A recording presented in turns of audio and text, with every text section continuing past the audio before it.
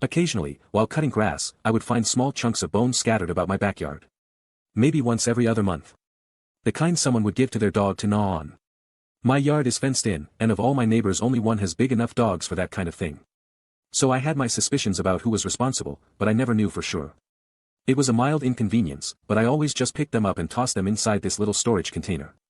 Over the years I accrued quite a collection of them. One day I came home from work in the early afternoon, and as I was pulling into my driveway I saw something get logged over the shared fence with my neighbor who I always suspected.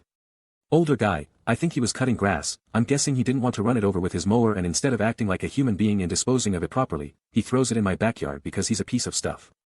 Now, I pride myself on being a reasonable person, but I can also be a petty, vindictive little jerk under the right circumstances. I could call him out on it and he might stop, or he might do it more just to be a jerk. So I decided to just return his bones, and if he wanted to have a conversation about it afterwards, we could absolutely do that. Fast forward to sundown, I go outside and proceed to throw probably 100 bone chunks over the fence over the course of a half hour. There was something deeply satisfying about it. Cathartic, even. A week or so later we see each other when we're both leaving our homes. I'd only laid eyes on the guy 2 or 3 times in the 5 years I lived there, night shift hours. I would characterize his facial expression as severely disgruntled. I couldn't stop smiling. He didn't say a word about it.